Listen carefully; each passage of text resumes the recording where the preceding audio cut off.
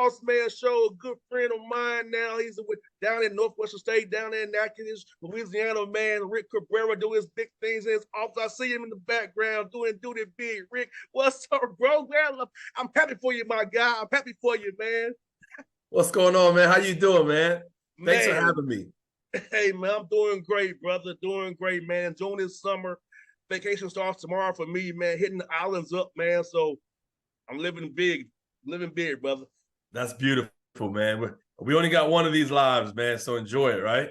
No doubt, man. No doubt, man. Ask you, bro. I mean, you had a great year last year, Tallahassee, man.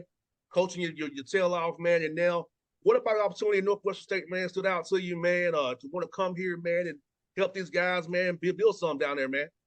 Yeah, well, I mean, first and foremost, the relationship I had with our AD, Kevin Bossman, it goes back about 10 years.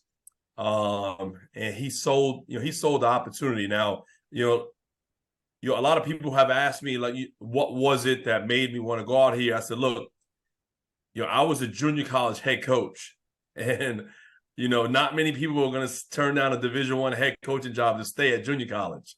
No doubt.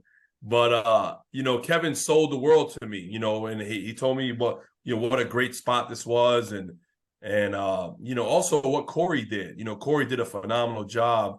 So I knew this job was going to be a good one, and it was a great opportunity that I couldn't turn down. It's funny how now you're in his spot and he's off the P when he was off the P. It's funny how the world works, man. Unbelievable.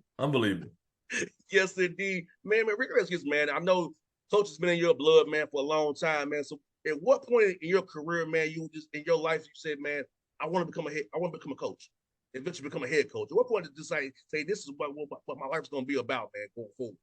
No, that's a great question, man. I tell you what, when I graduated from grad school, I had played 2 years professionally in the Dominican Republic. And at that time, I had an opportunity to go to continue to play in Germany, but I had a daughter at a young age, and I didn't want to go over in another country for 9 months and not see my child.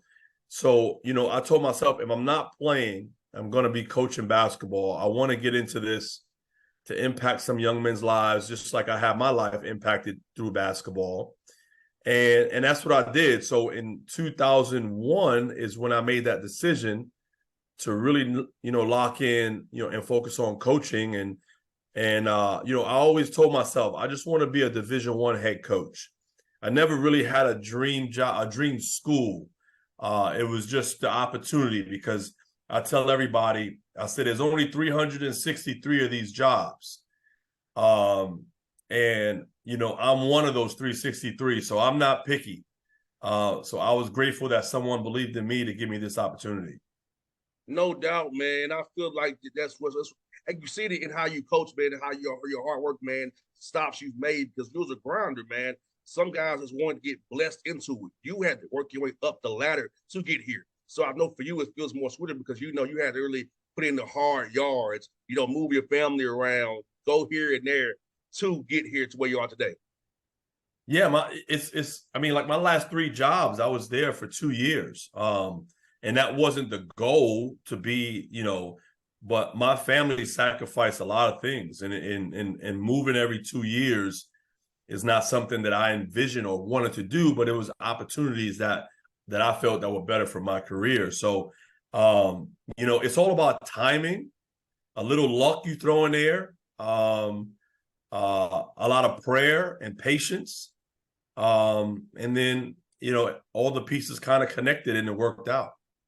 We're talking about how important it is to have a supportive wife in your corners. I know for me with the radio, I travel kind of like how you all travel. It is having somebody in your corner really has your back, man. Makes it easy when you're out here making these decisions, doing your passions. But how important your wife is to you, man, being there for you, brother. Man, great question, man. I'll say this, man. If you don't have a supportive wife, you will not survive in this business. Or if you do survive, you'll just be a bachelor. My wife has been the backbone of our family. I told her, I said, she's never allowed to leave me. I'm never allowed to leave her. She keeps the kids on point. She keeps me on point. She's not a wife that always agrees with me on on topics that I bring home about work. She kind of balances me out. She's just so sharp, man. And I'm not saying that just to well, you got to talk good about your wife. No, she's really that person. So she keeps me, grounded and level-headed. And one thing I respect her the most is that when I'm wrong, she lets me know I'm wrong. And I gotta, and it allows me to, kind of regroup and get it right. So she's my backbone. So, like you have to have a good, supportive wife. She stopped her career. She was an athletic trainer when I met her. And, but I told her on our first date, I said, look, this is the profession I want to choose. So it's not too late to leave, because we just kind of knew each other. She said, I'm going to go along for the ride. So ever since then, that was 17 years ago, we haven't had any issues. No doubt, man. That's what I'm talking about right there, my brother. And you know what, Rick? Tell the people out here about the type of young man you want in your program, man. Because I feel like hearing about the close of your program will help a young man decide to come there. I've told this to big at least. Guys who came join at schools come on my show. My show gets guys to listen. So that I know that coach. I'm going to play for him. So talk to us about the kind of young man you want to have on in your program, man, to build this thing out the right way. Most importantly, I mean, and I don't want to sound cliche-ish in what I'm about to say, but we want high character, tough, and talented young men. We do know that every kid that we may recruit may not have the cleanest slate on certain things. But if they can represent our university and be coachable, and be tough and be a good teammate, then we won't have any problems. A lot of young men just choose to make the easy things hard. But as a coach, I want to be able to help these young men when they're, 26, 27 years old, if they're still playing or if they're not playing anymore, just so they say, Coach Cabrera helped transform me into certain things that I wasn't as a young teenager or a young man. So we're always going to bring in high character in the recruiting process now. Like the vetting process has to be a lot different than what it used to be because the transfer portal and we have a whole new team. So like we have to find a right group of guys that like being around other people, that are good teammates, that when adversity hits, it doesn't last too long. They figure it out within 1 minute, 2 minutes. And so far, I think we have that. We haven't really faced too much adversity yet, but I think we have that right now. Hey, Rick, this time of year, man, working out with your team. I know for me personally, when I was in Atlanta, I wouldn't do this. I was in Nashville, Tennessee State with my guys. I feel like that they hold me accountable. I hold them accountable. We do our gases together, do our weight work together, get in the gym and work out. Because I feel like we had that player-led team. You don't have to coach energy and effort. And guys, you look at do the oddball for not getting any work in, they'll make you get some work. I feel like this time of year makes guys become better, get them connected the right way. And when things happen, come November, December, January, February, and March, they can get through it because of the time they put in this time of year when that stuff happens. Right. And there's two words that we use in our program every day, just in conversing with our players is be an everyday dude. Just be an everyday dude, man. Even days when it's a little rough, come into the weight room, come onto the court and be an everyday guy. If you really say you love this game, I don't want to coach anybody that dates this game. I want them to love it. I don't want them to like it. And that's what we do in the recruiting process. That's what we find out in the recruiting process. So I want to be able to walk in that gym and say, you know what, inside these lines, I know what I'm going to get out of this young man every day. Now, trust me, in the perfect world, it's not always like that. There are some young men that you're going to have to that are clay. You're going to have to formulate them into a solid foundation, and I get that. And I'm fine with that. I understand the business that we're in. But if we have a lot of everyday dudes, then it becomes contagious, and then everyone forms that way. Rick, do you feel like with the portal and NIL stuff, man, that you can get a higher quality high school guy now because people are unknown commodity this COVID year, So they got the big boys ain't looking at certain high school dudes anymore. So, and you feel like you can get you a higher quality high school guy who can develop. Hopefully, he'll stay with you all 4 years, but enjoy him while you have him. If you want Right. to move up. So you feel like it's really working out for you right now with potential to being the way it is right now. Yeah, no, I mean, like the timing of that question is perfect, and and the reason why I say that, like I'll answer that question with a yes, and I'll tell you why. So we just got a commitment from a young man named Ryan Forrest. He was a 3-star recruit on ESPN and 24/7. At one point he was a 4-star recruit. He signed with Memphis last year in the early signing period. Things didn't work out. He had interest from NC State and Utah. And it just kind of dragged along with his recruiting, and we signed him a couple of days ago. Unfortunately, 10 years ago that wouldn't have been normal. But we developed a relationship. My staff did a great job developing a relationship with him, and he chose us. And like you said, with like with the new dynamics of recruiting, I would love to have him for his entire 4 years. But I'm going to enjoy this moment, enjoy trying to make him a better player, a better person. If he stays with us, great. If he has success and leaves, that's just the platform that we're in, and we got to deal with it. No doubt, Rick. And I'll tell you this, Rick, man, I'm biased because I put Tennessee State. I feel like a young man can really prosper at Northwestern State.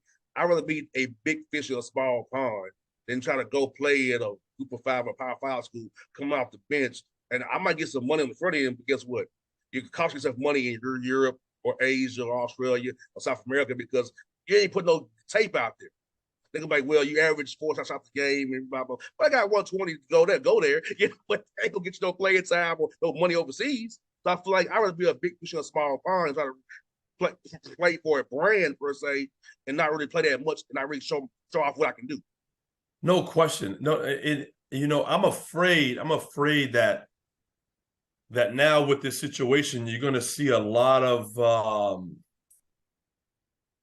NBA draftees or prospects not really come from the mid-major level, because once you have success, they shoot up to the high major level. If I was a player selfishly, I would stay where I'm at. I understand there's a lot of money thrown at these kids. If your facilities are better at the higher level, but there are no guarantees. There are no guarantees anywhere, but if you're stable at one place, at least the next year that stability is still going to be there. I coached a young man named Terry Taylor at Austin Peay. He played for the Pacers as a rookie, and in his past year he was with the Bulls. Now Terry was not in the realm of how the transfer portal is now, but he had opportunities to leave after his freshman year, and then he had opportunities to leave after his sophomore year, and then he had opportunities to leave after his junior year, and then his senior year because it was a COVID year. But he said, you know what, I'm going to stay all 4. He's arguably the greatest player in Austin Peay history, and he's able to fulfill his dreams in the NBA. A lot of people don't follow that path anymore. Hopefully it could change, but it's a different dynamic now. No doubt, Rick. It is like today with Atlanta Hawks. We just released Tyrese Martin today. A 4-year player at UConn. And he couldn't crack the Hawks.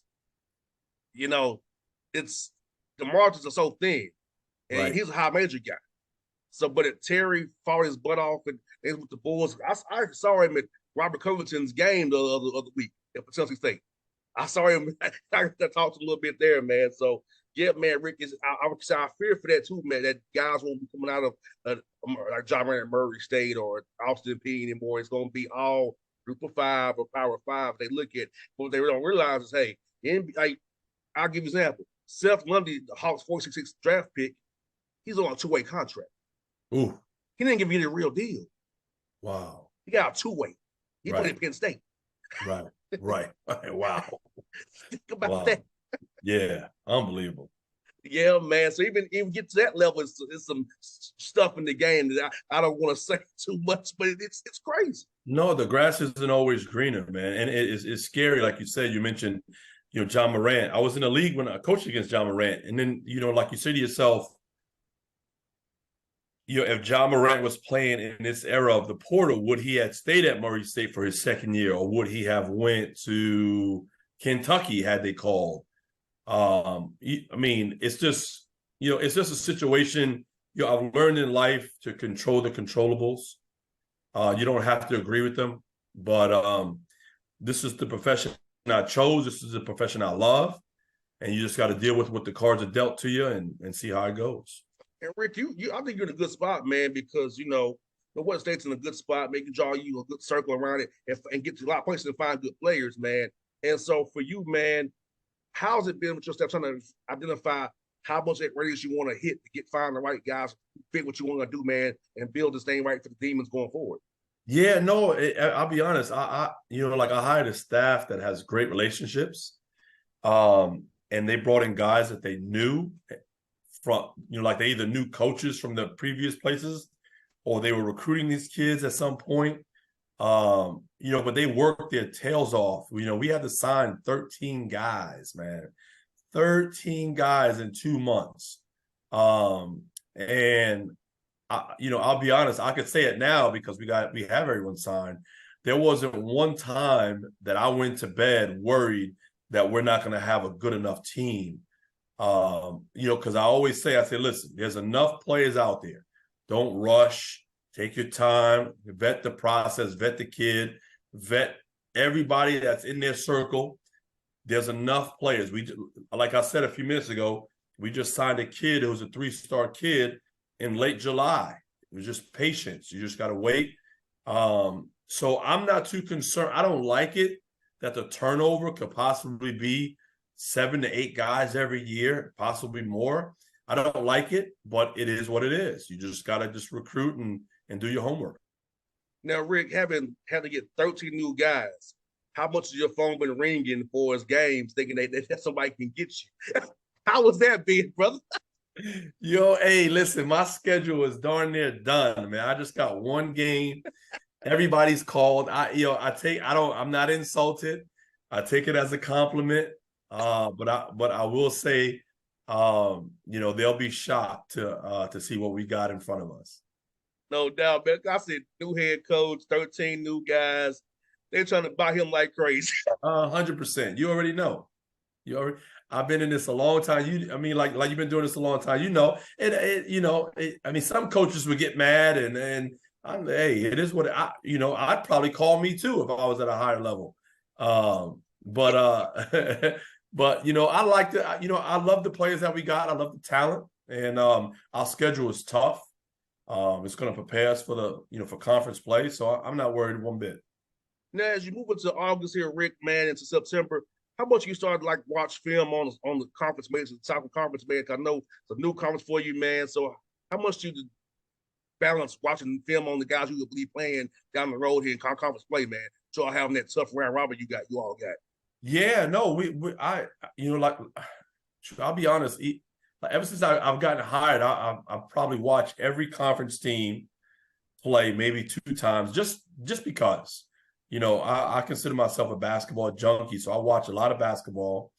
But I also watch styles of play. We have some new coaches, so I kind of watch some of their old stuff if they were head coaches at previous places.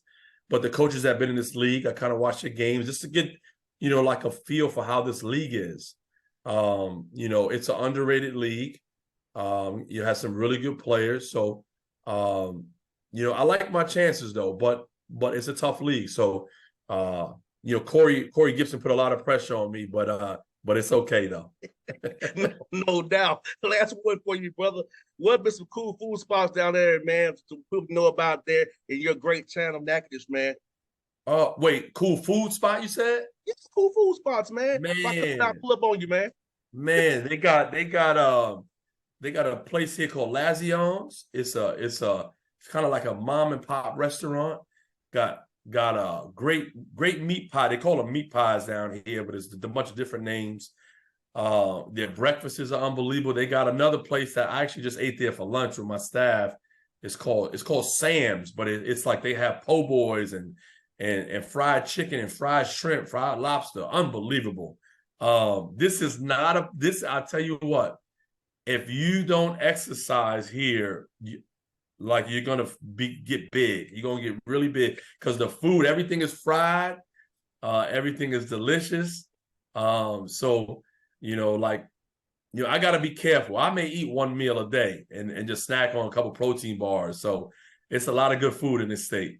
Man, bro, I eat one meal a day, my brother, and I get my try walk in at night, man, because Atlanta, it would get you. Now, bro, before you go, man, we got In-N-Out Burger now and Whataburger.